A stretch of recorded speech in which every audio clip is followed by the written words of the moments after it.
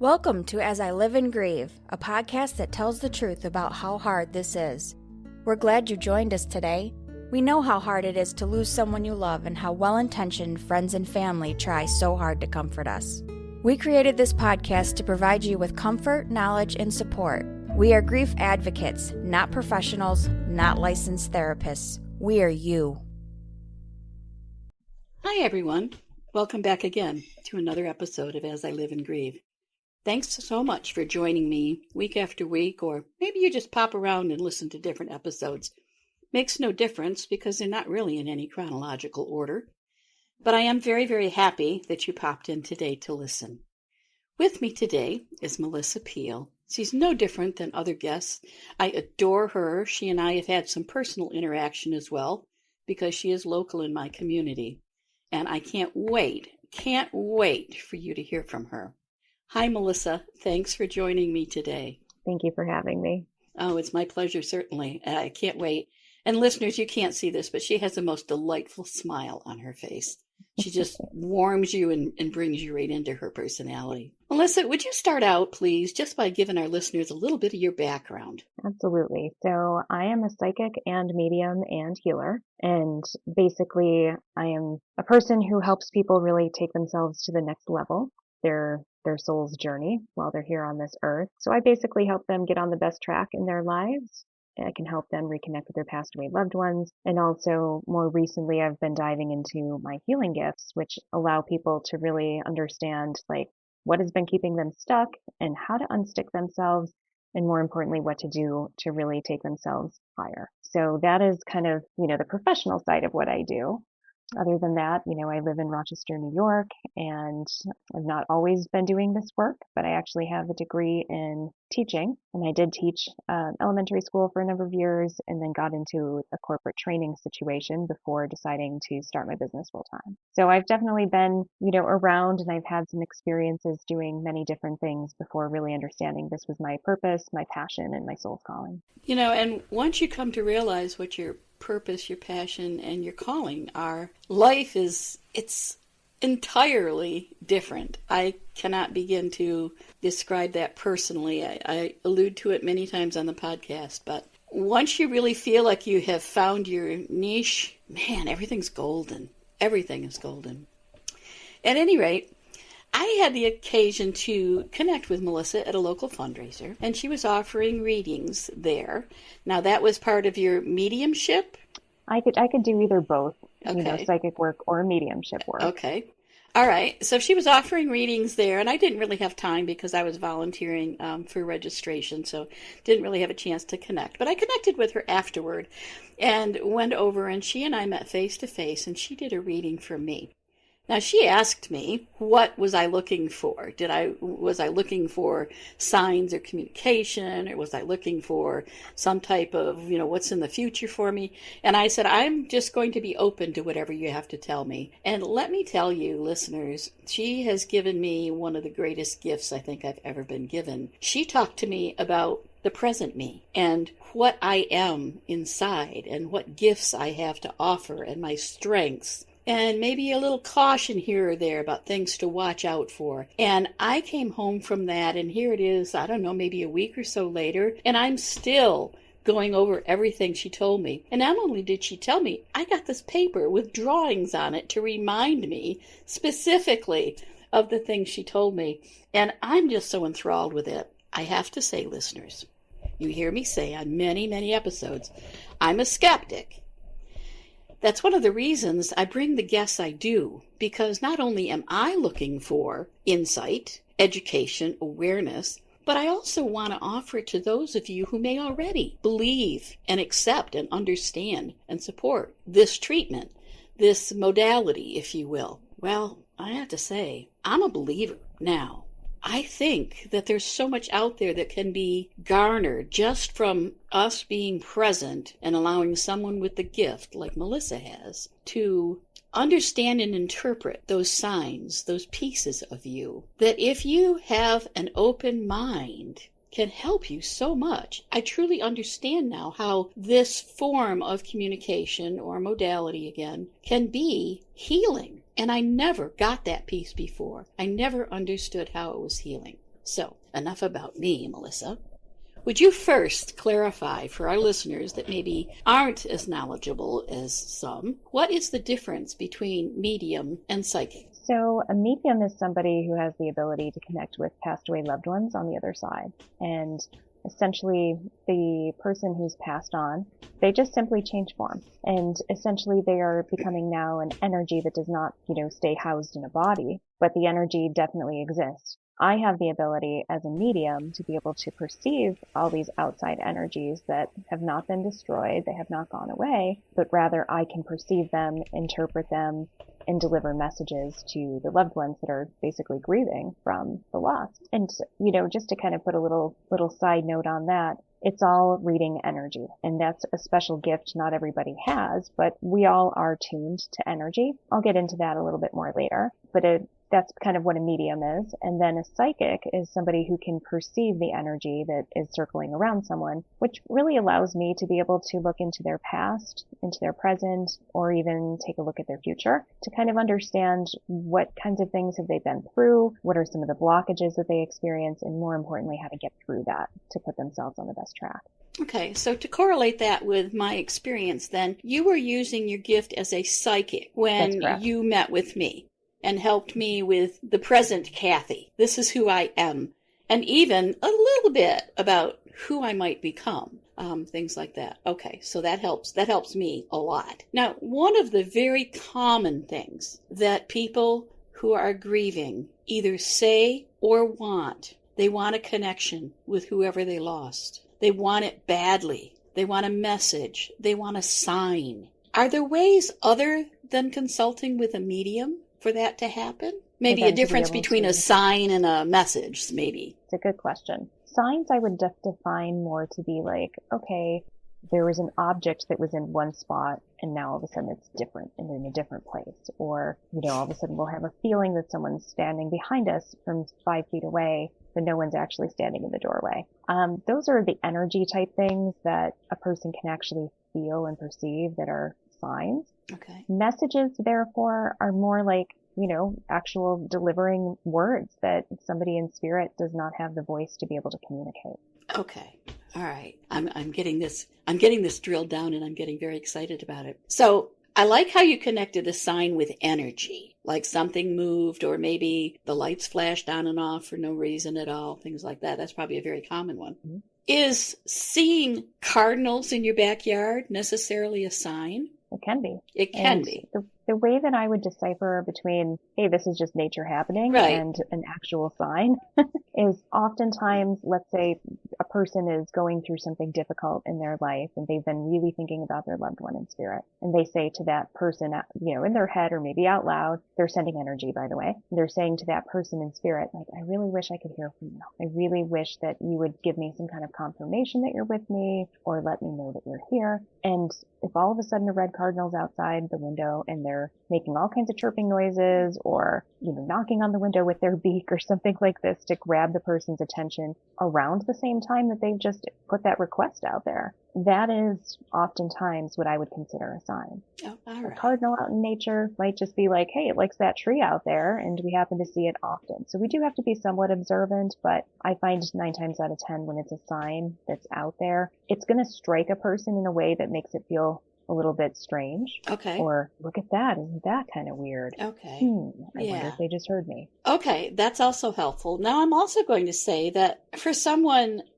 like myself, if I get up in the morning and I go in the kitchen to get a cup of coffee and I look out the back window and I see a cardinal, I'm just delighted. I'm pleased by that, because to me, a cardinal, which also happened to be my mother's very favorite bird, I always look at that as a sign. So for me personally, whether it really is or not at that precise moment doesn't really matter. It still brings me comfort and peace. But if someone is specifically trying to distinguish between signs and coincidences, what you explained is very, very helpful. And remember that energy component, because I think that's critical. I really do. Okay, so if someone specifically then would really like to either send a message to or receive a message from a loved one who has died, a medium really is the best opportunity to do so. Would that be correct? Yeah, there's very little opportunity for things to be lost in translation. Okay. Somebody who's really gifted and skilled in this kind of area knows exactly how their signs and symbols work with the spirit world and are able to communicate this in an effective way. Okay. Can we go into this a little bit more? And suppose someone just really wants to, maybe it was a very traumatic end of life situation, and someone just wants to let them know that they're sorry for something they did, said, or didn't do, or didn't say. And this is really, really holding them back from moving forward on their grief journey. So they want to reach out to a medium. How do you find one? And how do you find one that's reputable? We all know, we're all very familiar with the scams and the hacks that can be in society. Do you have any tips for people to find one that's good or right for them? Very good question. I mean, I would really start off with a recommendation first and foremost. Okay. Because honestly, I've seen those signs where they're neon signs in the window that say psychic readings for Sure. whatever cheap amount of money. I've never been to one. I don't want to be to one. But, truthfully, I think it has to do kind of like with an energetic web. If we're starting, from scratch, that's probably a good way. Ask around, see if anybody knows of anybody. There is actually a book that I was part of a few years ago, and it was about the 50 top psychics in the U.S., I believe. Really? And there was a woman named Jennifer Diamond who decided to put this together exactly for people who need a resource of many mediums that are gifted and talented. And each of us that contributed to the book were able to kind of describe a little bit about ourselves. And we did give practice readings to Jennifer and other people to validate that we were legitimate. So that's a good resource that, a person would be able to find as well. All right. But other than that, doing searching on the internet to see if there's anybody local. There's a great website called yelp.com, YELP.com. And it's not just for restaurants and things like that, but I know myself, I'm on there. There's Google reviews. Just really trying to understand other people's experiences would be really helpful because so many people have different experiences, even though it's the same sort of umbrella of work. Okay, that's very good, very helpful. Do you think, if possible, it would be best to do a face-to-face reading or a Zoom one? So it really does not matter. And I know that probably sounds strange to people who are new to this, but again, we're going to come back to the energy component of things. Energy can be felt from anywhere, and it definitely can be transferred. So earlier you had mentioned that when you came with an open mind, which was fantastic. I also want to add in that coming with an open heart is another really big deal, because when your heart is open, imagine, it's like this barrier that would have been there of skepticism now all of a sudden goes down. And that allows me to be able to jump into your heart so much easier. Right. And it doesn't matter where you are. I don't need to see you. I don't need to touch you. All I need to know is that the connection is, open and available for me to come right on in. And that allows for the nice transfer of energy and, a dialogue to be able to be helpful for the person. Okay. Very interesting. Are there any initial questions, like screening type questions, someone might ask a potential medium? I mean, sometimes people will call up and just ask, what is the general process that I go through so they have an understanding of what to expect. So I'm happy to explain that if you'd like me to. Other things that people might ask is, are these going to be things that you can find on the internet? And the answer is no. I was really interested. There was one woman very special to me now, but the first reading we ever had, she was very skeptical of the same stuff. And I assured her, I said, I take the first couple minutes to just get connected into the person's energy who I'm reading. And this is a person that was on the phone, so she couldn't even see what I was doing.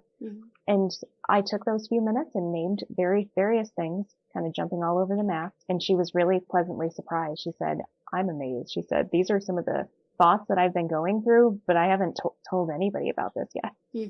Yeah. And I said, well, there we go. Her heart was open. She allowed me to come in. And basically I'm connecting in the beginning of my sessions with a person's spirit guide, which is sort of like a guardian angel, if people are familiar with that term, where there's a person on the other side who's been assigned to us to guide us through the various life lessons that we're here to learn. And usually the spirit guide is the one that provides me with information about the person that I'm reading. And it just establishes a nice connection of trust and allows us to get in. Right. So those are usually the first questions that people want to know about. And, sometimes they'll ask if, they need to bring any objects or any pictures of the person that they're trying to connect with on the other side. And for me, it's helpful, but it's definitely not necessary or required. Okay.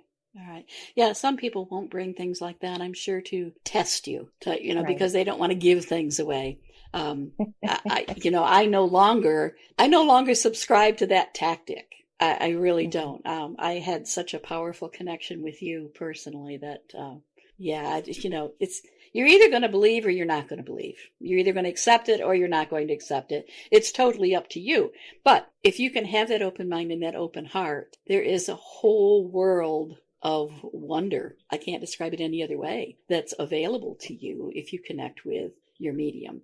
You mentioned the term spirit. Now, I hear, and I've talked about this before, there are two terms, ghost and spirit. I have heard, and I want you to correct me, I have heard that ghosts are people that have died but have not been able to transition to the other side, and I'm not sure what the other side is. And the spirits are those that have died and have successfully transitioned.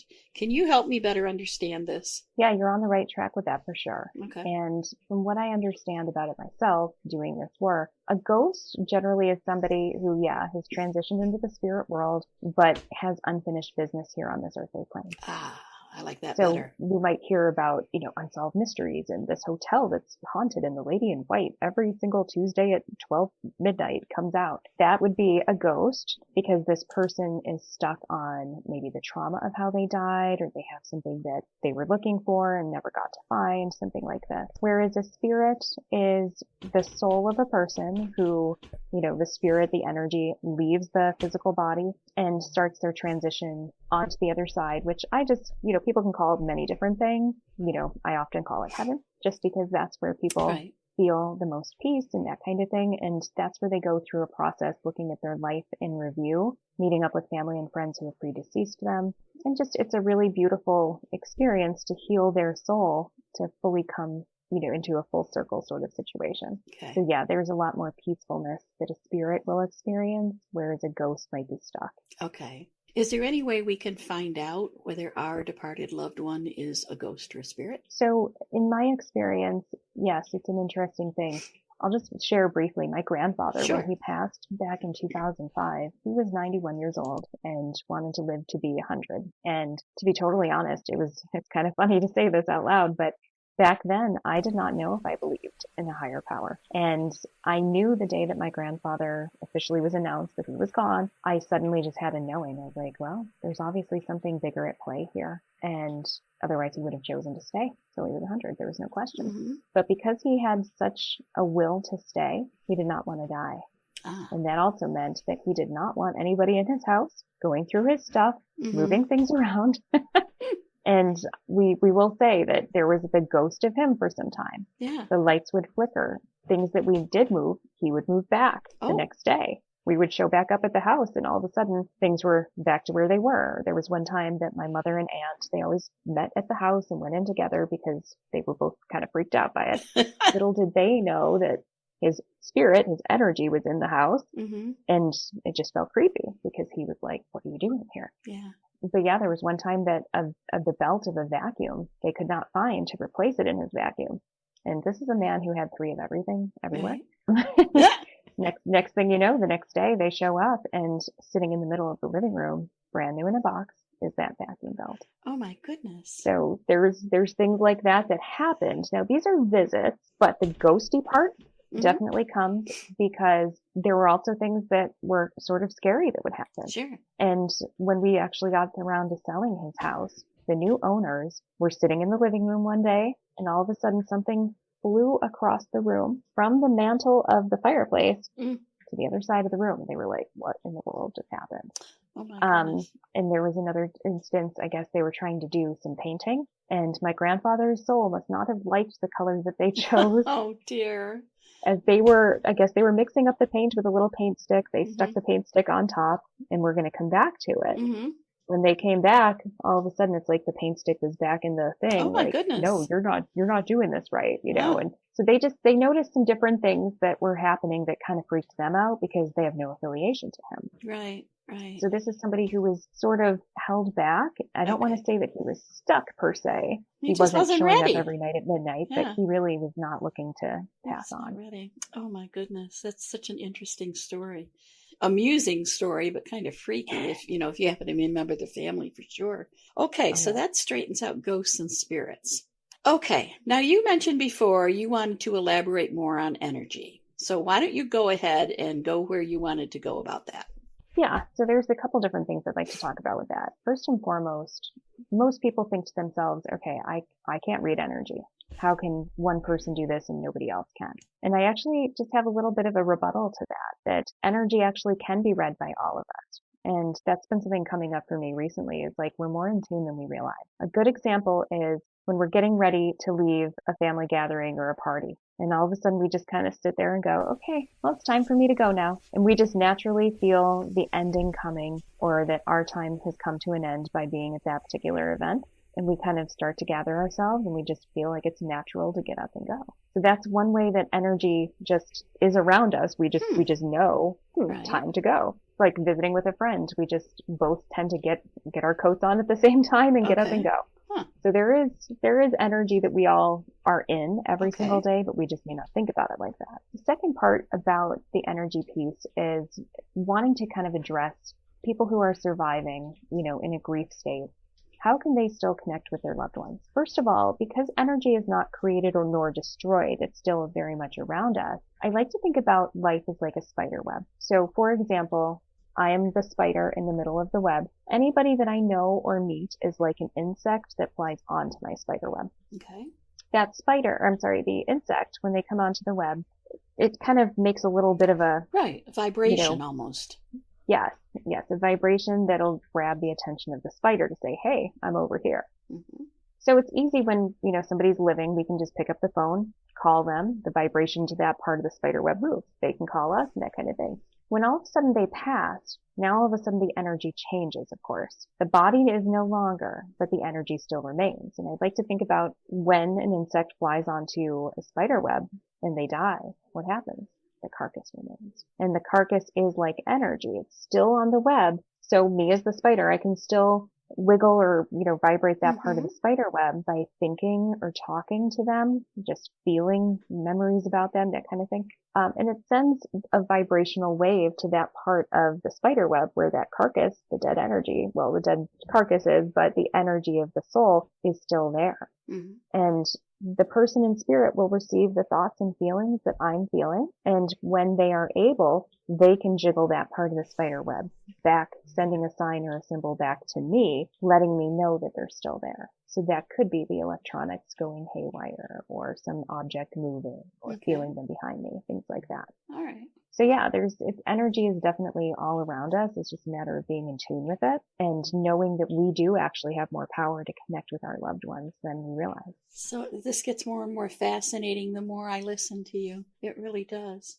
So it's entirely possible then if someone came to you and said, I have some things I would like to say to my late husband. And they could tell you those things and then you could communicate those to the spirit of her late husband. Are there ever problems connecting with that person or that spirit? Every once in a great while. I mean, I can count on two hands the number of times that I've not been able to really pull through somebody from the other side. And what causes that? It can be a number of things. Number one, it could be the soul on the other side is just not fully transitioned in a space to feel comfortable yet, to know how to use wiggling the spider web to communicate to myself or their loved one. So they might still be very confused and ungrounded. I find that might happen if it's like days after somebody passes, that kind of thing. But every once in a while, depending on the soul and the journey that they're on, they may not be in a space yet to really communicate. So that can be one thing. Sometimes the person who I'm sitting with who wants to hear the messages can be so deep in their grief that it really is not the right timing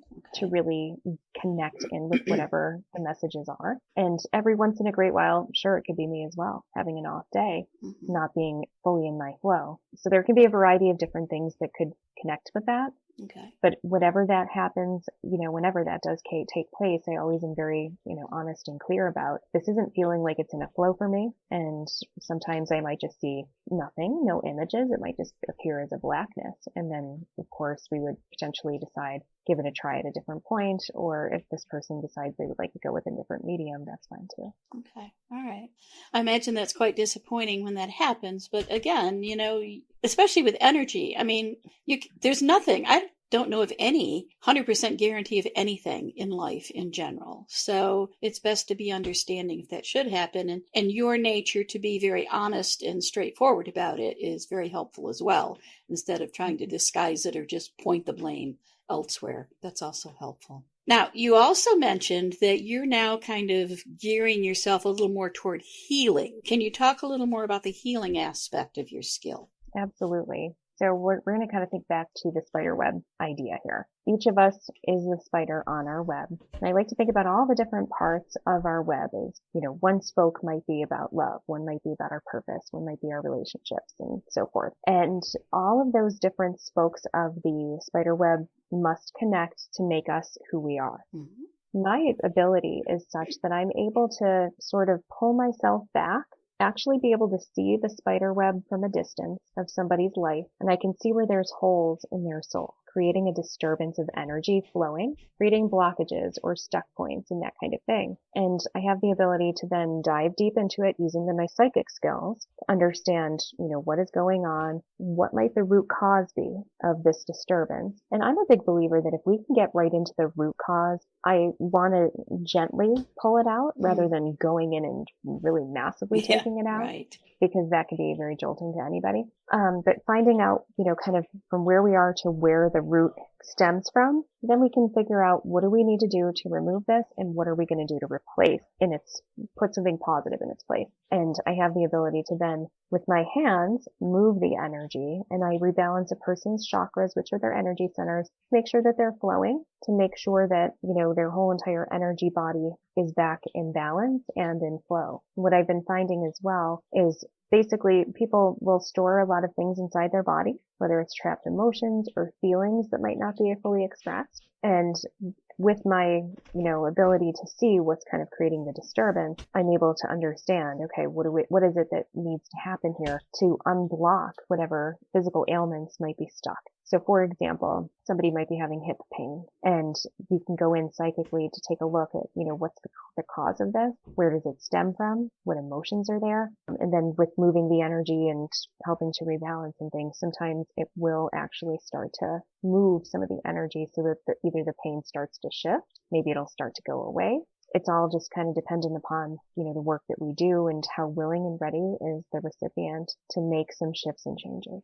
And what type of things might someone need to do to help repair something? If you found an emotion or something that was disturbed or something like that, what types of treatment, what things, like homework, I guess is what I'm saying, what type of things might you have them do? Just an example or two. I love that you use the term homework. Because I honestly give my clients a lot of homework to do.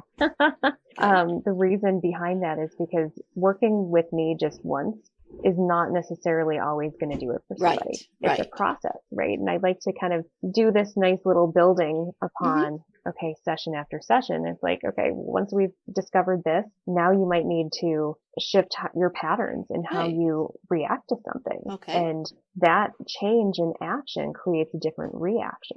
Okay. And so once we kind of go back into, okay, how are those reactions going for you? Now let's take a look at what else is being caused in the disturbance, and we kind of go from there. All right. So yeah, people have the ability to change their own thought patterns and their habits and their ways. Sometimes books might be recommended. Okay. I find actually this work that I do really beautifully dovetails with therapy and counseling. Okay. Because oftentimes people will be in a counseling situation for a very long time, and they might not be understanding, like, what next? Where do I go from here? I've put a lot of work in, but now what? Mm-hmm. And I think a lot of us can relate to that. We want to know where are things headed. I have the gift to be able to say, okay, well, given where you've been and where you really want to go, here are some steps to start taking. And if they are still in a therapy session, maybe people need just a little bit of a refocus on, instead of venting every week to your therapist, what if you go in and say, this is my plan, this is my goal. Can you help me come up with the plan? And the therapist can hold them accountable every week. Interesting. But without having the insight from a further perspective pulled back the way that I can, sometimes I find people get stuck. Right. So yeah, I can give homework in a lot of different ways. It just very organically happens, to be honest. That's fascinating. But the healing part is fascinating, so I'm going to have to comprehend that a little bit more, and maybe we can do another podcast specifically on the healing aspect, because I think there's a lot more. May I say something else Of about course. the kind of healing part that comes in with that too? It's not only on a somatic physical release that these things are happening, but I've also been working with family generational traumas and karmic ties.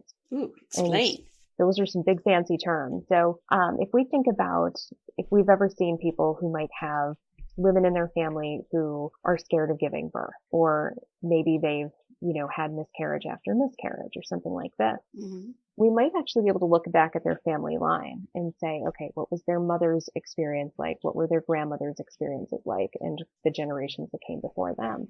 Energy, again, is transferred like a waterfall from generation to generation. And when we are born, just out of the gate, we actually inherit 7 generations traumas that came 7 generations before us. What? From mom's side and dad's side. And in my own personal life, I'm thinking about, exactly what I just said, like the miscarriages, giving birth, things like this. And I learned that on both sides of my family, that was a common issue. And it made no sense that I was 7 years old saying to my mother, like, I don't want to have a baby. Oh my goodness. I don't want this to come out of my body like this. Oh my gosh. And even into adulthood, that has been a real fear for me.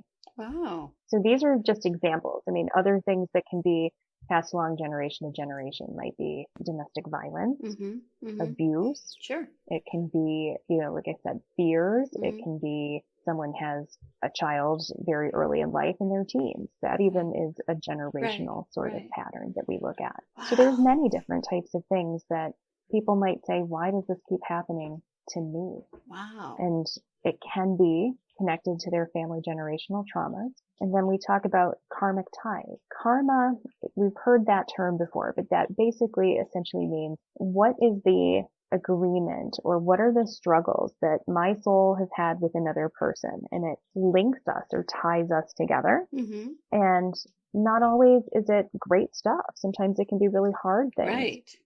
Somebody needs to learn about self-love, for example, and they might attract a partner who is so deep in not loving themselves. Mm-hmm.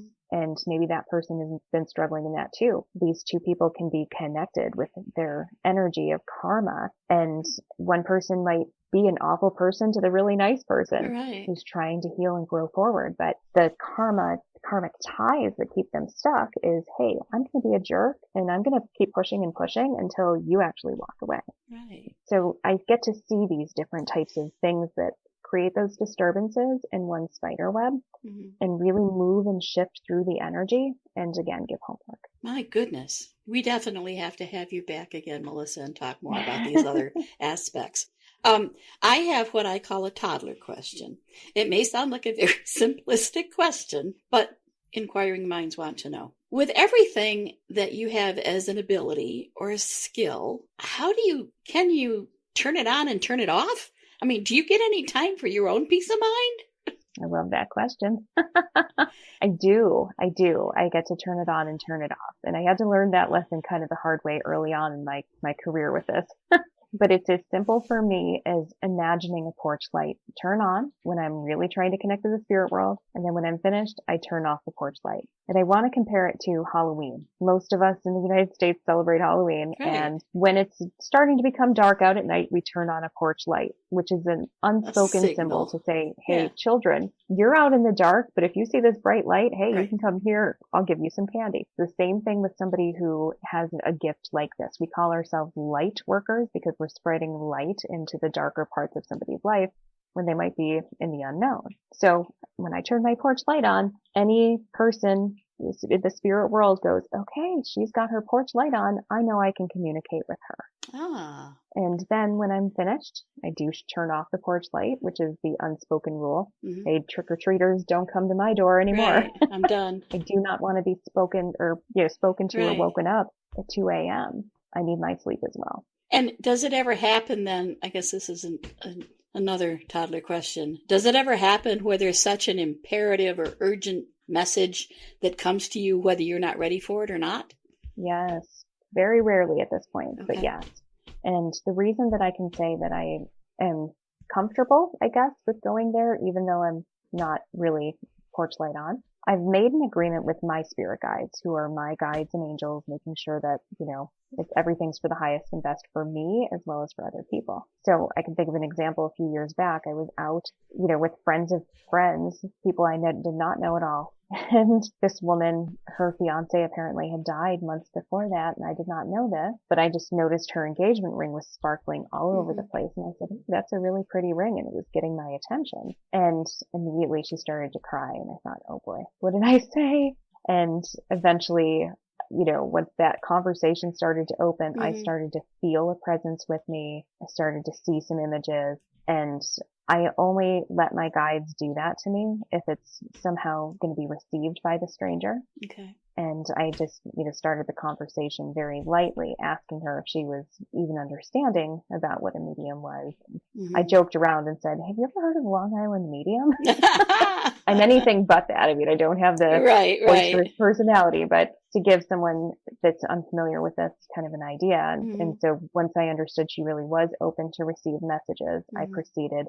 And it was a really healing thing, even though this was out in public and I really wasn't there to work. Oh, that's wonderful. That's wonderful.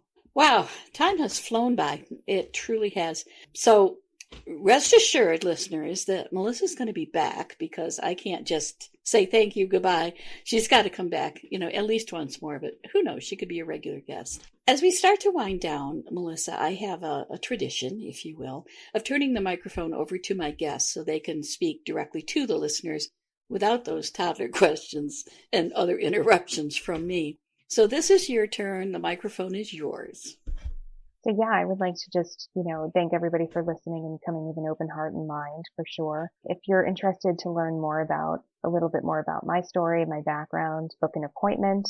I do offer many different types of sessions. So anywhere from 30 minutes all the way up to 90 minutes, based upon whatever somebody feels like they would really like to dive into. I'm happy to work with them. As a special for being, hearing about me on this podcast, I'm offering a $10 off special if anybody would like to book. Nice. And using the code 10OFF, number 10OFF. My website is mysticalawakenings.com. And when you access my website, Mystical Awakenings, there's a button that says book now and go from there. And I really I've, worked on my website. I'm going to be updating it sometime soon, but I have a resources page on there as well that gives people little insight if you're seeing repeating numbers, or if you're always wondering what does an aura color signify, different things like this. And I also have some resources on there of other people who complement the work that I do really well. I am working locally in Rochester, New York. If anybody is interested in seeing me in person, that would always be wonderful. But as I mentioned before, it does not have to be in person. I work over the phone,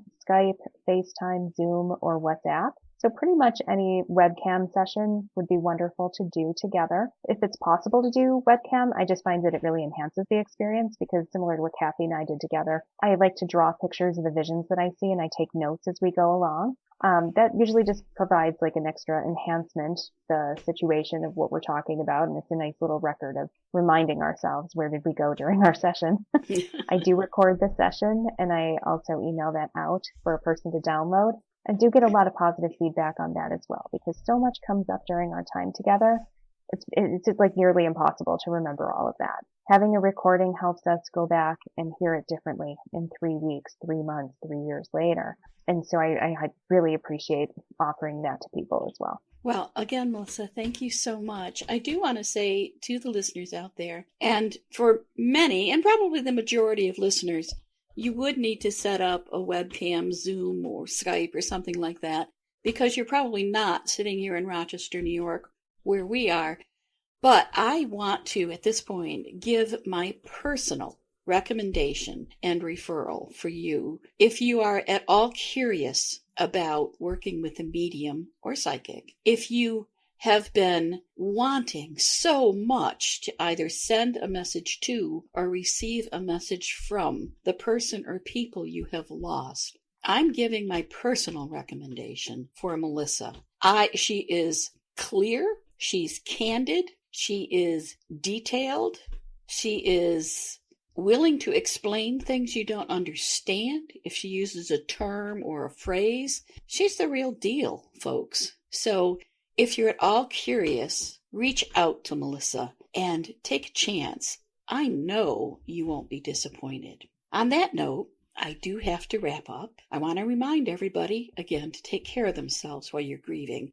That is probably the single most important thing we can all do to keep ourselves moving in the right direction. And until the next episode, and it'll be another good guest, I assure you. Until then, stay healthy, stay well, be safe as we all continue to live and grieve.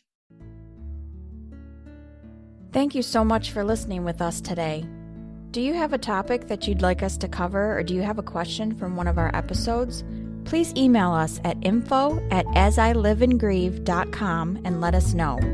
We hope you will find a moment to leave a review, send an email, and share with others. Join us next time as we continue to live and grieve together.